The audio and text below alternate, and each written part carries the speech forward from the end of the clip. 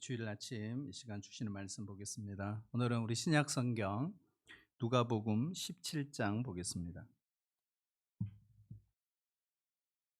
11절부터 우리 교독으로 나누어서 읽고요. 우리 19절 같이 읽도록 하겠습니다. 누가복음 17장 11절로 19절입니다. 예수께서 예루살렘으로 가실 때에 사마리아와 갈릴리 사이로 지나가시다가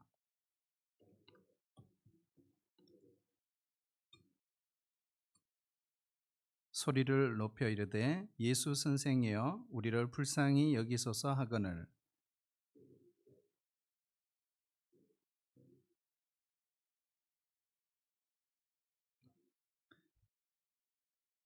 그 중에 한 사람이 자기가 낳은 것을 보고 큰 소리로 하나님께 영광을 돌리며 돌아와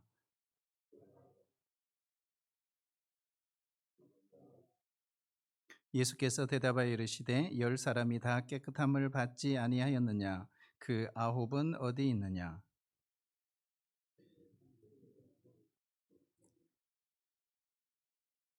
그에게 이르시되 일어나 가라 내 믿음이 너를 구원하였느니라 하시더라. 아멘. 우리 한번 따라해 주실래요? 기도해야 산다. 우리가 너무나 당연한 말씀이죠. 근데 기도를 잘 하지 않습니다.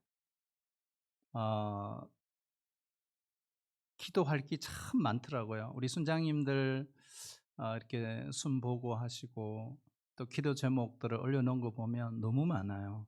그러니까 중요한 거는 기도하느냐 하는 게 중요한 것입니다.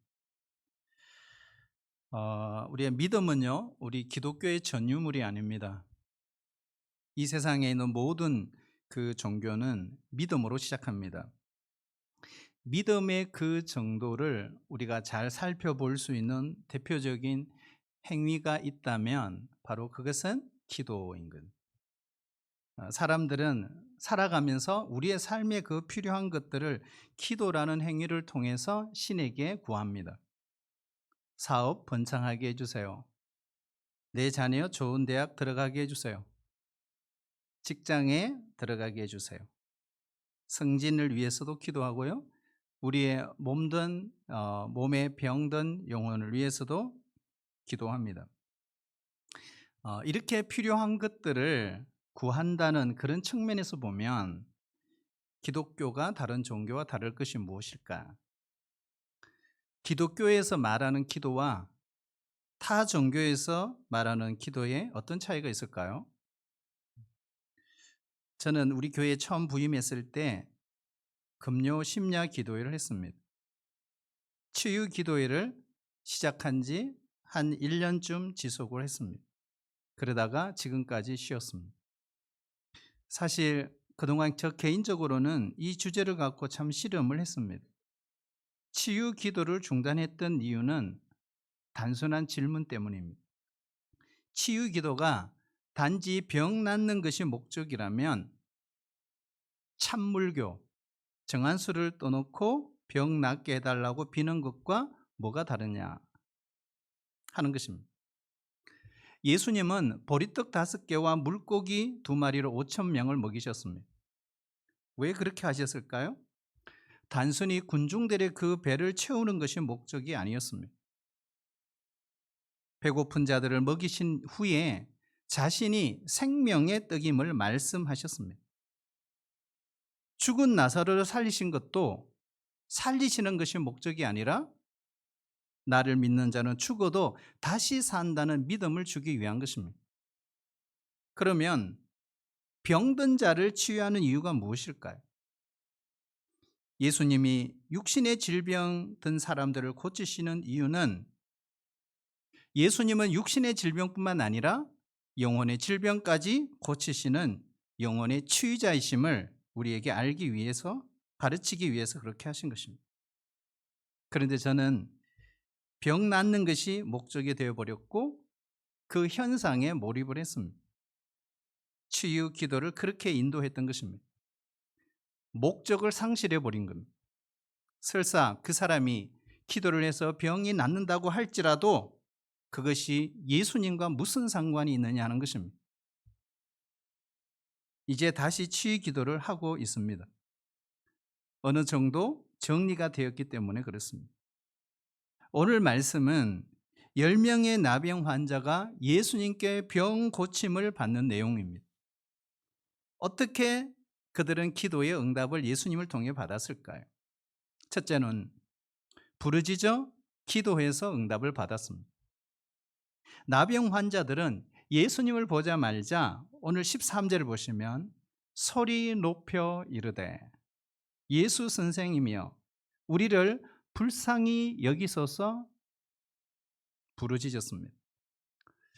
총에서 총알이 나가려면 방아쇠를 당겨야 합니다. 우리가 기도 응답도 부르짖어야 응답이 시작됩니다. 방아쇠를 당기지 않으면 아무리 총알이 많이 가득 차 있어도 그 총알은 발사되지 않습니다. 그러므로 일단 기도해야 합니다. 어떻게 시작하는 것이 좋을까요? 무엇보다도 오늘 이 10명의 나병 환자가 예수님께 부르짖어 기도했던 그 내용이에요. 불쌍히 여겨 주십시오. 부르짖어야 합니다. 나병 환자들은 지금 멀리 서서 불쌍히 여겨달라고 부르짖고 있습니다. 13절에 보면 불쌍히 여겨달라는 이 말이 무슨 뜻일까요? 우리는 많이 기도를 합니다. 주여 저를 불쌍히 여겨주세요. 이건 기도의 시작입니다. 그 의미를 보면 이거예요. 나는 아무 자격이 없습니다. 공로도 없습니다. 아무것도 가진 것이 없습니다. 내가 가지고 있다는 이 지식, 이 건강이 다 무엇이냐? 내가 가지고 있는 것이라고는 죄뿐입니다. 그래서 오직 불쌍히 여겨달라고 기도하는 것입니다. 여러분 이 고백이 얼마나 중요한지 아세요? 우리 기독교 신앙에서 불쌍히 여겨달라는 이 고백은 자기 존재에 대한 파산 선고입니다. 항복 선언입니다. 바로 이것이 응답받는 기도의 출발점입니다. 얼핏 보면 하나님 불쌍히 여겨 주옵소서. 되게 쉬워 보이죠? 사실은 그렇지 않습니다. 우리가 운동하시는 분들 보면요. 특별히 수영을 하시는 분들의 이야기를 들어보면 먼저 몸에서 힘을 빼라고 한다 그러죠. 강사님. 그런데 초보자들은 몸에서 힘이 잘 빠지지 않습니다. 힘을 잔뜩 주다 보니까 물속에 가라앉는 것입니다. 그런데 제 아내는 몇 개월 해도 물 위에 뜨지를 않아서 그만뒀습니다. 그래서 처음 수영을 배울 때 몸에서 힘을 빼는 훈련을 한다고 하잖아요. 그때부터 몸이 물에 뜨기 시작하는 것입니다. 여러분 믿음도 동일합니다. 내가 힘을 주면 힘을 줄수록 어떤 역사도 일어나지 않습니다. 힘을 빼야 합니다. 여러분 믿음에서 힘을 뺀다는 게 뭘까요? 그것은 자기를 부인하고 하나님의 긍휼을 의지하는 것입니다. 더는 자랑할 것이 없습니다. 더 이상 나는 치장할 것도 없습니다. 이제는 더는 내가 주인이 아니라고 고백하는 것입니다. 예수님은 산상수훈에서 이것을 가난한 마음이라고 했습니다. 심령이 가난한 자는 복이 있나니 천국이 그들의 것임이라고 했습니다. 그때부터 응답이 나타나기 시작하는 것입니다. 그런데 이게 참 어렵다는 겁니다. 왜 그럴까요? 왜 어려울까요? 힘을 빼는 게 왜 힘들까요? 평생 자기 의지와 노력으로 애쓰며 살아왔는데 어느 날 갑자기 그렇게 열심히 살아온 자신을 부정해야 하는 일, 결코 쉽지 않습니다. 기도는 그 알량한 체면이나 그 자존심 다 내려놓고 나의 무기력함을 고백하는 것입니다. 이걸 못하니까 기도하지 못하는 것입니다. 여러분 교회는 절대로 잘난 사람들이 모인 공동체가 아닙니다. 교회 안에서는 잘난 척하면 안 돼요. 잘난 척은 어디 가서 한다 그랬죠? 동창회 가서 하는 거예요. 나는 우리 교회에서 한 미모하지. 나는 우리 교회에서 한 지식 갖고 있지. 나는 그래도 우리 교회에서만큼은 돈 좀 있지. 자기가 잘났다고 생각하는 사람은 교만한 사람이고 그런 사람은 교인이 될 수 없습니다. 여러분, 교회는 어떤 곳일까요? 나는 무능합니다. 나는 깨졌습니다. 나는 실패했습니다. 나는 연약합니다. 나는 긍휼이 필요합니다. 이렇게 고백하는 사람들이 모인 곳이 교회잖아요. 여기서부터 하나님의 응답이 나타나기 시작하는 거죠. 오늘 말씀의 10명의 나병 환자를 한번 보세요. 이들 중에는 유대인과 사마리아인이 서로 섞여 있습니다. 원래 유대인은요, 사마리아인들과는 상종을 하지 않습니다. 그러나 나병에 걸린 그들은 서로 차별하지 않았습니다. 다들 똑같이 쫓겨난 형편입니다. 나병으로 죽을 사람들끼리 뭘 서로 차별하고 자랑하겠습니까? 병에 걸리고 나니까 얼마나 잘 살았느냐, 얼마나 내 집안이 좋은 가문이냐, 얼마나 똑똑했느냐, 그 의미가 없더라는 것입니다. 마찬가지죠. 이제 우리는 오직 예수의 공로만 필요한 사람들입니다. 우리는 하나님 앞에서 다 죄인이고요, 지옥으로 떨어질 수밖에 없는 존재이고요, 하나님의 은혜가 절대로 필요한 존재임을 우리는 깨달은 것이죠. 여러분, 우리 다윗을 한번 생각해 볼까요? 그가 어느 날 바세바를 범했어요. 죄를 짓고 난 이후에 바세바의 사이에 아기가 출생했습니다. 하지만 다윗의 죄로 그 아이는 심각한 병에 걸립니다. 그때 다윗은 어떻게 했습니까? 금식하고 밤새도록 맨 땅에 엎드렸습니다. 그렇게 7일을 보냈습니다. 하지만 결국 아이는 죽었습니다. 아이가 죽자마자 다윗이 하는 행동이 참 이상합니다. 땅에서 일어났습니다. 몸을 씻고 기름을 바르고 의복을 갈아입고 여호와의 전에 들어가 경배합니다. 그리고 왕궁으로 돌아와서 신하들에게 명령합니다. 내 앞에 음식을 차려라. 신하들이 놀랐습니다. 그때 놀란 그 신하들을 향해서 다윗이 한 말이 있어요. 사무엘하 12장 22절. 우리 같이 한번 읽어볼까요? 네, 시작. 이르되 아이가 살았을 때에는 내가 금식하고 운 것은 혹시 여호와께서 나를 불쌍히 여기사 아이를 살려주실런지 누가 알까 생각함이거니와. 아멘. 응답하시든지 하지 아니하시든지 그 주권은 하나님께 있다. 기도를 드릴 때 우리가 취할 수 있는 유일한 태도 뭘까요? 하나님 앞에 불쌍히 보이는 것입니다. 우리에게 어떤 공로가 있어서, 우리에게 어떤 의의가 있어서 감히 하나님 앞에 요청할 수 있겠습니까? 기도로 응답의 방아쇠를 여러분 당기시기를 축복합니다. 우리의 연약함을 고백하시길 바랍니다. 그리고 불쌍히 여겨달라고 부르짖어 기도하면 하나님은 우리의 간구에 반드시 귀를 기울이실 것입니다. 그런데 부르짖는다고 응답받느냐? 그렇지가 않다.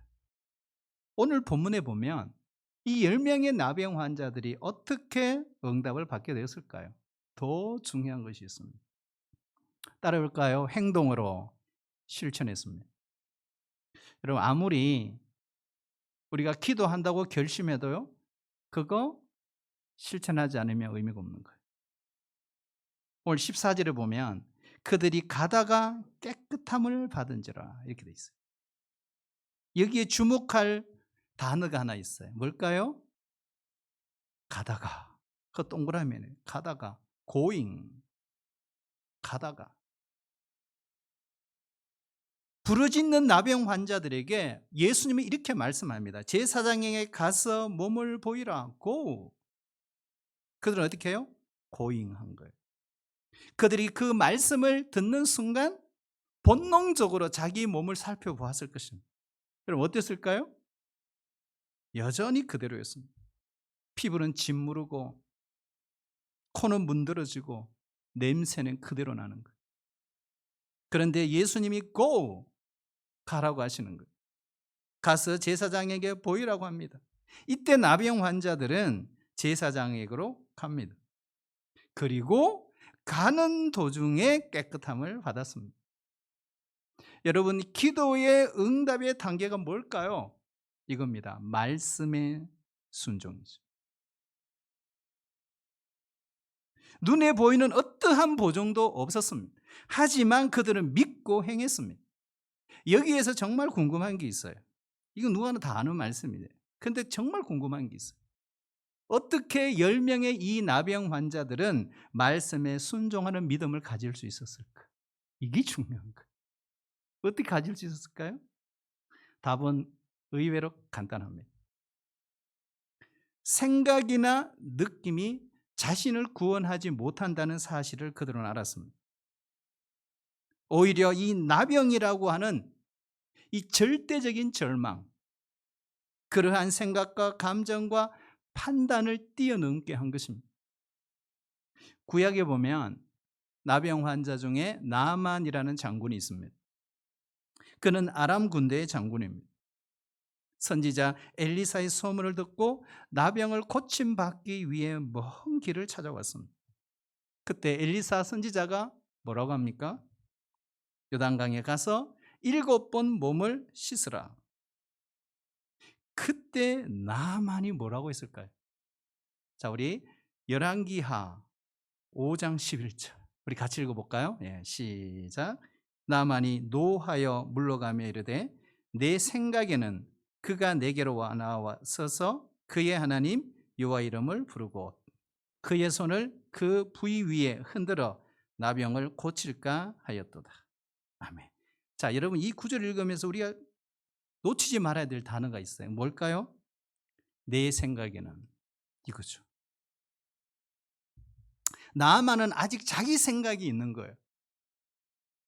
그러니까 순종을 못하는 거예요. 오늘 우리가 하나님의 말씀에 순종하지 못하는 이유도 그런 게 아닐까요? 아직 내 생각, 내 판단, 내 감정에 머물러 있기 때문에 그렇습니다. 사람에게는 누구나 자신만의 프레임이라는 게 있어요. 요즘 프레임 전쟁이라고 그러죠. 프레임이라는 게 있어요. 그러나 모든 프레임에 일정한 편견이 있습니다. 완벽하지 않아요. 그런데도 그 프레임을 절대로 포기하지 않습니다. 자기 생각 속에 머물러 있으려고 하는 거죠. 이것을 우리가 심리학적인 용어로 확정 편향이라고 하는 것입니다.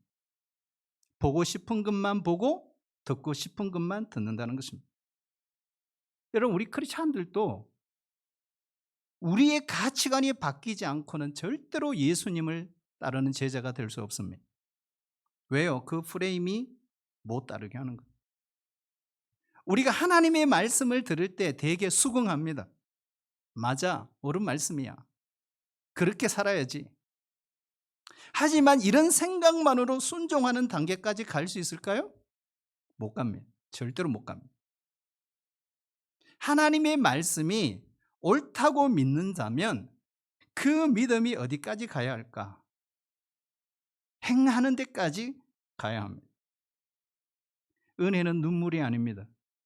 살아내는 것입니다. 단순히 동의하고 수긍하는 데 머물면 안 돼요. 행함이 반드시 따라와야 합니다. 데살로니가 전서 5장 19절을 보면요, 성령을 소멸하지 말며 성령의 감동이 임하면 즉시 행동하라, 이런 말이잖아요. 여러분, 성령께 민감하시기를 축복합니다. 우리가 기도하다가도 누군가가 생각나요. 그리고 그날 연락하면요, 참 기쁨이 넘쳐요. 마치 기다렸다는 듯이 행복이 있어요. 때로는 경이로워요. 반대로 미루어 두면 어떻게 될까요? 언제나 후회스럽습니다. 왜 하지 않았을까? 때로는 아파요. 우리가 지금 성령이 감화를 주시고 감동하는 대로 행해야 됩니다. 성령을 소멸하지 말아야 하는 것입니다. 지금 찬양하고, 지금 고백하고, 지금 감사하고, 지금 도와야 합니다. 지금 깨어나야 되고, 지금 기도해야 되고, 지금 작정해야 되는 거예요. 성경의 역사는 믿음의 역사입니다. 믿음은 언제나 행동과 함께 갑니다. 야고보 사도는 행함이 없는 믿음은 죽은 믿음이라고 했습니다. 이스라엘 백성들이 가나안 땅으로 들어갈 때 법궤를 맨 그 제사장들이 요단강에 발을 들였을 때 비로소 갈라진 것. 여리고 성이 함락될 것을 믿고 마지막 순간 외쳤을 때 무너졌습니다. 그러므로 여러분, 말씀에 믿음의 행위로 응답하시기를 축복합니다. 그래야 역사가 일어나는 거예요. 행함으로 화답하지 않으면 말씀은 문자로만 남습니다. 글이에요. 오늘 10명의 나병 환자를 한번 보세요. 예수님의 말씀에 자기의 생각과 자기의 감정을 다 내려놨어요. 그리고 믿음에 발을 내디딘 거예요. 그때 치유가 일어나기 시작했어요. 가는 도중에 깨끗함을 받은 겁니다. 우리도 이렇게 말씀에 순종해야 합니다. 내 생각, 내 감정, 내 판단, 내 상황을 내려놓고 말씀에 전인격적으로 반응하십시오. 순종하십시오. 그때 응답의 역사가 일어나게 될 줄로 믿습니다. 자, 그런데 여러분, 그럼에도 불구하고 오늘 성경의 스토리는 여기에서 끝나지 않아요. 진정한 기도의 응답은 거기에서 끝나지 않더라고요. 어디예요? 진정한 기도의 응답의 최절정, 그것은 하나님께 영광을 돌리는 데서 완성이 된다. 제사장으로 가던 도중에 10명의 나병 환자들이 모두 치유를 받습니다. 그런데 그 중에 사마리아인 한 사람만이 예수님께 돌아와서 감사를 표현했습니다. 15절이죠. 우리 같이 한번 읽어볼까요? 네, 시작. 그 중에 한 사람이 자기가 낳은 것을 보고 큰 소리로 하나님께 영광을 돌리며 돌아와. 아멘. 자, 여기에 우리가 꼭 주목하고 집중해야 될 부분이 있어요. 그게 뭘까요? 기적은 10명 다 경험했어요. 그 중에 한 사람만 예수님께 돌아왔습니다.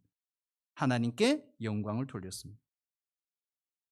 그들이 제사장에게 가는 길에 한번 생각해 봐요. 자기 몸을 보고 서로를 쳐다본 거예요. 얼마나 놀랐을까. 떨어져 나갔던 이 코가 다시 정상으로 회복됐어요. 문드러졌던 그 피부가 우윳빛처럼 깨끗하게 나버린 거예요. 전혀 몸에 냄새가 나지 않습니다. 얼마나 놀랐을까요? 얼마나 기뻤을까요? 이제 할 일은 너무나 분명합니다. 자, 그 다음에 할 일이 뭘까요? 여러분, 퀴즈. 그 다음 할 일이 뭘까요? 뭡니까? 더 빨리 걸음을 재촉해서 제사장에게로 가는 것입니다. 빨리 가서 나 이제 다 나았어요. 그 증명서를 발급받아야 하는 것입니다. 왜 그렇게 해야 될까요? 그래야 빨리 사랑하는 가족으로 돌아갈 수 있죠. 친구에게 돌아갈 수 있고 사회 품으로 돌아갈 수 있습니다. 그래서 그 9명은 제사장에게로 간 것입니다. 여기에 어떠한 잘못된 것도 없어요. 맞습니다. 우리가 이해를 돕기 위해 하나 예를 들어 볼게요. 대학을 졸업한 어떤 청년이 여기저기 지원서를 냈습니다. 하지만 연락 오는 데가 없어요. 시간은 계속 흘러갑니다. 그런데 어느 날 드디어 연락 한 곳이 왔어요. 그 중에서도 내가 제일 일하고 싶은 그 회사로부터 연락을 받았습니다. 얼마나 기뻤을까요? 그러면 제일 먼저 누구에게 전화할까요? 사랑하는 여자친구? 나쁜 남자예요. 제일 먼저 엄마에게 전화했을 거예요. 엄마, 나 6월 2일부터 출근해요. 그리고 친구들에게도 막 전화를 돌립니다. 야, 나 이제 취직됐어. 그리고 여기저기서 정신없이 축하 전화를 받습니다. 그리고 주일날 교회에 와서 하나님께 감사헌금을 드립니다. 여러분, 대체로 우리 신앙인들이 감사의 일이 생기면 이런 모습이 대부분입니다. 오늘 나병 환자들이 얼마나 빨리 가족에게로 돌아가고 싶었을까요? 그래서 예수님께 오지 않고 제사장에게로 바로 간 것입니다. 우리 모두 이것은 충분히 이해할 수 있습니다. 그런데 놀라운 일은 무엇일까요? 그럼에도 불구하고 사마리아인은 제사장에게로 바로 가지 않았다는 사실입니다. 대신 예수님께 먼저 돌아왔어요. 그리고 그분에게 머리를 숙이고 감사를 드렸다. 제사장에 간 9명 결코 이상한 게 아니에요. 정상적입니다. 어쩌면 더 이상한 것은 예수님께로 돌아와 감사를 표현하고 하나님께 영광을 돌린 이 사마리아인이 사실 더 이상한 거예요. 그렇지 않나요? 사마리아인이 왜 예수님께 돌아왔다는 이 사실이 중요할까요? 왜 누가라는 기자는 이 표현을 정확하게 하고 있을까요? 왜 그랬을까요? 질병을 고침받는 순간 그는 무엇이 정말 중요한지를 알았기 때문에 그렇습니다. 물론 우리가 볼 때 이 나병이 나은 것 정말 놀라운 일이죠. 그러나 사마리아인은 도대체 예수, 그분은 누구신가? 하나님께 저주받았다고 여기는 이 나병까지 낫게 해주시는 그분은 누구신가? 여기까지 생각이 미친 거죠. 제사장에게 자기 몸을 보이고 그 후에 예수님께 가서 감사해도 돼요. 인간 제사장, 이 제사장이 할 수 있는 일은 뭐예요? 너 나서 이 확인해 주는 것뿐이에요. 그가 낫게 해주는 게 아니잖아요. 이걸 사마리아인은 다 알고 있었던 거죠. 자기 병이 나은 것을 보는 순간 예수, 바로 이분이 우리가 기다리고 있던 그 메시아구나, 그리스도구나, 하나님의 아들이라는 사실을 깨닫게 된 것입니다. 메시아를 만났을 때 그에게 예수님보다 더 중요한 것은 없는 겁니다. 그래서 예수님께 한 걸음에 달려온 게 된 것입니다. 예수님 한 분이면 충분합니다. 이 사마리아인의 행동에 왜 우리가 관심을 가져야 할까요? 왜 누가라는 기자는 이것을 정확하게 표현하고 있을까요? 이유가 있어요. 대개 우리는 예수를 믿어도요, 자기 필요를 채우기 위해 믿는 사람이 많아요. 예수 믿어 사업 잘 되고, 예수 믿어서 건강하고, 예수 믿어서 자녀들이 좋은 대학 들어가고, 예수 믿어서 취업 잘 되고, 예수 믿어서 승진하고 출세하고 성공하고, 이런 것이 예수님을 따르는 궁극적인 목적이 되면 예수님은 단지 나의 필요를 채워주시는 요술램프 거인의 진이와 다를 바 하나도 없는 것입니다. 사마리아인은 낫는 즉시 예수님께 돌아왔어요. 이 행동은 무엇을 가르치느냐?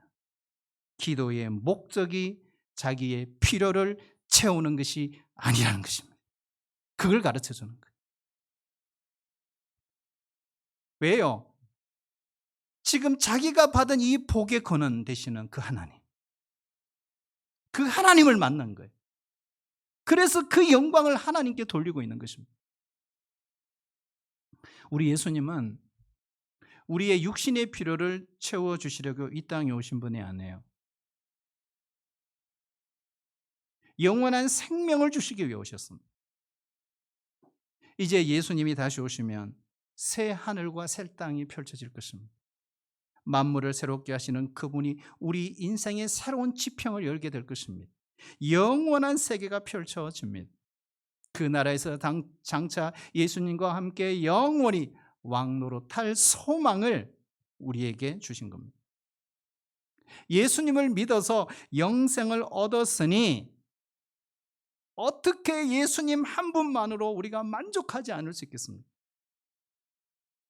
우리가 기도할 때 여러분, 하나님께서 병을 고쳐주시기를 축복합니다.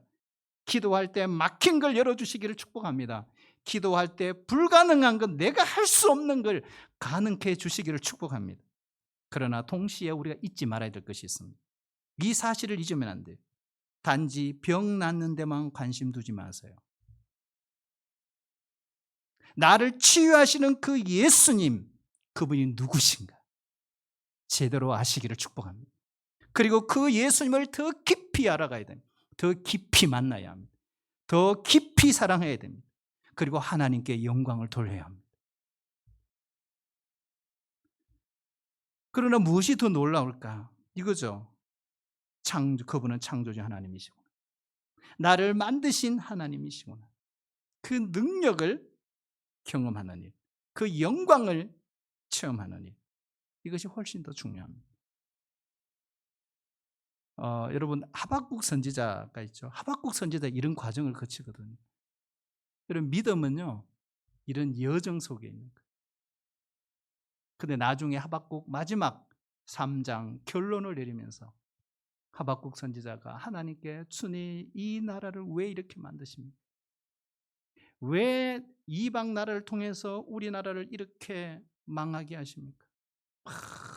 하나님 앞에 저항적 기도를 합니다. 그러다가 마지막 순간 그가 결론을 내리면서 하나님께 이렇게 고백을 하고 있죠. 그 유명한 구절이잖아요. 하박국 3장 17절 18절. 우리 같이 한번 읽어볼까요? 네, 시작. 비록 무화과 나무가 무성하지 못하며 포도나무에 열매가 없으며 감람나무에 소출이 없으며 밭에 먹을 것이 없을지라도 나는 여호와로 말미암아 즐거워하며 나의 구원의 하나님으로 인하여 기뻐하리로다. 아멘. 여러분 하박국의 고백이 여러분의 고백이 되시기를 축복합니다. 사마리아 이 나병 환자의 고백이 우리의 고백이 되어야 합니다. 오늘 이 하박국도 뭐랄까 여기 반복되는 단어가 뭐예요? 없으며 무화과 열매가 포도 열매, 감람나무 열매, 우리의 양, 외양간의 소. 무엇일까요? 바로 나의 필요를 채우는 일이죠. 내가 등록금이 없어 휴학을 내는 한이 있더라도 나는 여호와로 인하여 즐거워하며 기뻐하리로다. 안정된 직장 생활이 보장되지 않아도 나는 여호와로 인하여 기뻐하고 즐거워하리로다. 내 고질적인 병을 고쳐주시지 않으셔도 여호와로 인하여 기뻐하고 즐거워하겠습니다. 월 수입이 간당간당하여 만족스럽지 않아도 나는 여호와로 인하여 기뻐하고 즐거워하겠습니다. 그 인간 성격 고쳐주지 않아도 나는 여호와로 인하여 기뻐하고 즐거워하겠습니다. 언제 취업이 될 줄 몰라도 나는 여호와로 인하여 기뻐하고 즐거워하겠습니다. 여러분 이런 것들이 비록 채워지지 않더라도 이런 것들보다 하나님이 계시니 그걸로 기뻐하겠습니다. 그걸로 즐거워하겠습니다라고 하는 이 고백이 바로 주님 한 분만으로 만족하겠습니다라고 하는 나병 환자의 고백입니다. 여러분 결론인데요. 한번 결론 지으면서 이런 생각을 해봐야 돼요. 나병 환자가 병이 나았지만 죽었을까요? 안 죽었을까요? 결국 늙어 죽었습니다. 나사로는 죽음에서 살아난 놀라운 기적을 경험했습니다. 하지만 2번 장례를 치러야 했습니다. 오병이의 기적을 통해서 배부름을 당한 많은 군중들이 있어요. 그러나 다음날 아침에 배고프지 않았을까요? 이처럼 이 땅의 필요를 채우는 일은 예수님을 믿는 궁극적인 목적이 될 수 없습니다. 카톡에 친구로 맺어진 사람이 있어요. 근데 그분의 친구 카톡에는 늘 이 글 종종 올립니다. 예수님으로 충분합니다. 예수님 한 분이면 됩니다. 그 다음이 중요해요. 예수님이 나의 결론입니다. 예수님 한 분만으로 감사하는 일, 이것이 뭐예요? 기도의 완성이에요. 여러분, 우리가 코로나 팬데믹이 지나고 우리 신앙생활이 조금 회복하려고 하고 있어요. 우리가 이 시점에서 가장 필요한 게 뭘까요? 이겁니다. 한번 따라할까요? 기도해야 삽니다. 기도해야 합니다. 머리로 살 수 없어요. 생각으로 살 수 없습니다. 결단으로 못 삽니다. 기도해야 합니다. 우리가 기도할 때 하나님의 응답을 경험할 수 있어요. 그리고 더 중요한 것은 그 응답을 넘어 예수님 한 분만으로 만족하는 신앙인으로 살 수 있어요. 사랑하신 여러분, 우리들도 사마리아인이 예수님께 돌아와 이분이 누구이신지를 알고 경배했던 것처럼 그분 한 분만으로 기뻐하고 즐거워하고 살아가는 것이, 그것이 신앙생활입니다. 믿음 생활이라는 게 뭡니까? 진중하게 생각해 봐야 합니다. 우리 자신을 점검해 봐야 합니다. 그리고 무엇이 신앙생활인지를 알고 주님을 따라야 합니다. 그래야 후회하지 않습니다. 우리 같이 기도하겠습니다. 아버지 하나님, 우리 모두도 나의 필요가 있습니다. 그러나 주님은 우리의 필요를 언제든지 채워주실 수 있는 분이십니다. 그러나 예수님이 누구이신가를 알고 따르는 것이 더 중요함을 우리에게 가르쳐주고 있습니다.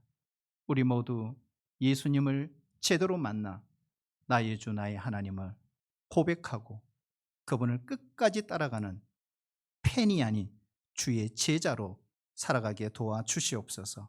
예수님의 이름으로 기도하옵나이다. 아멘.